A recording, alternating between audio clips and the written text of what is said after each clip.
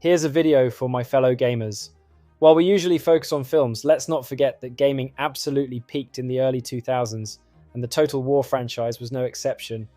There's something about games from the early 90s to the early 2000s, they just had so much character. Total War was an incredible series, and I absolutely loved it. While Rome, Total War was a favourite of mine for a long time, everything changed when Medieval 2 Total War came out. That was it. I was hooked, and it quickly became one of my all-time favourites. When it comes to strategy games, few hold a candle to the brilliance of Medieval 2 Total War. Released in 2006, it wasn't just a step forward for the Total War franchise, it was a full-blown gallop with a knight's lance raised high, trampling over its predecessors in glorious fashion. This game didn't just let you conquer medieval Europe, North Africa, and parts of the Middle East. It made you feel like the ruler of a living, breathing kingdom. Of course, it wasn't perfect, nothing is, but Medieval 2 was so ambitious and so spectacularly entertaining that its flaws were charming quirks rather than actual problems.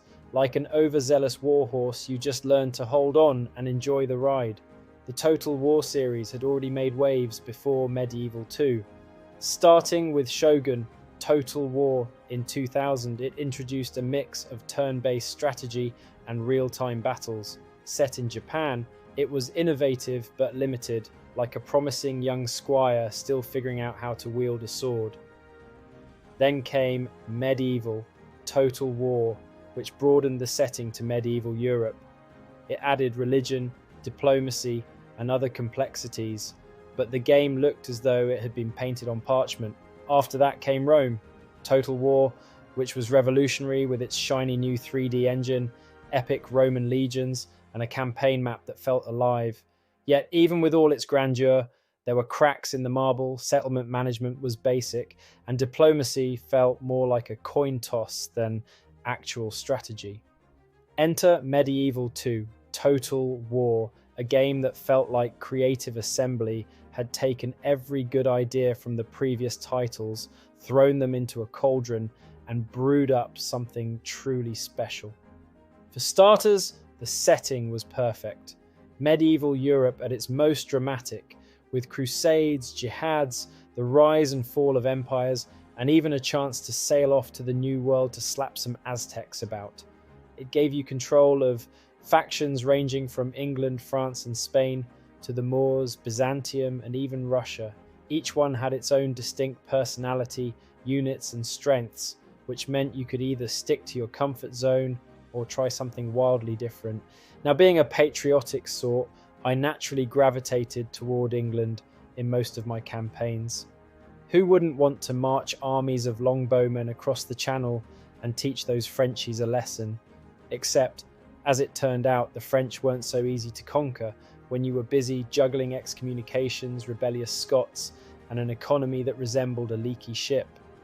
Meanwhile, the French AI played as though it had read The Art of War cover to cover, repeatedly outmaneuvering me and turning my would-be conquests into an embarrassing series of withdrawals. Eventually, I switched sides and tried playing as France, and wouldn't you know it, that's when I had my greatest success. Suddenly, I was the one marching knights across Europe, laughing as the English crumbled under wave after wave of relentless cavalry charges. Turns out, it's much easier to win when you're not at war with half the map. What made Medieval 2 so addictive was the sheer complexity of managing your faction. Every settlement felt unique, with its own mix of resources, culture, and strategic value. You had to decide whether to turn a town into a bustling economic hub or a grim fortress bristling with defences. Castles provided access to elite units but drained your treasury faster than a medieval wedding feast, while cities were cash cows that left you vulnerable if you didn't protect them properly. Then there was religion. Catholic factions had to kiss up to the Pope, lest they be excommunicated, which was basically a death sentence if your neighbours fancied a bit of holy war. Meanwhile, Islamic and Orthodox factions had their own unique dynamics, making every campaign feel different. And then there were the battles. Oh, the battles. Nothing quite compares to seeing an army of thousands of knights, swordsmen, and archers clash in real time. Charging into an enemy formation with heavy cavalry never got old, especially when it sent units flying in every direction like ragdolls at a medieval circus. The unit variety was staggering, from England's longbowmen to Mongol horse archers. and every faction felt like it had its own identity. Sieges were particularly thrilling, whether you were battering down gates with a ram or watching your soldiers scramble up ladders under a hail of arrows. Occasionally, the AI would have a bit of a brain fart and let you win a battle you probably shouldn't have, but that just added to the fun. The campaign map was a masterpiece in its own right. Every move felt important, whether you were positioning armies, negotiating trade agreements, or deciding which faction to betray next.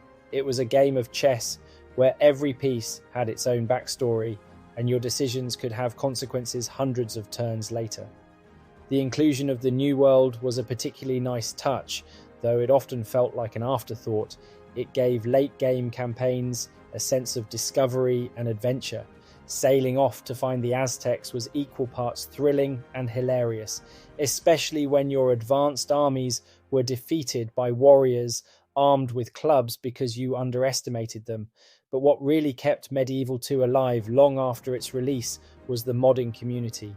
Mods like Stainless Steel, which added more factions and deeper mechanics, and Third Age Total War, which transformed the game into a sprawling Lord of the Rings epic, breathed new life into it. Even today, the game holds up remarkably well thanks to its depth, charm, and the tireless work of fans. Looking back, Medieval 2 wasn't simply a game, it was a real experience, and I mean that. From managing settlements and dealing with political intrigue to leading armies into battle, it captured the essence of medieval strategy better than any game before or since. And while I might have started out as a loyal English commander, it turns out the French were my true calling all along. They say history is written by the victors, and in my case that's absolutely true. Vive la France!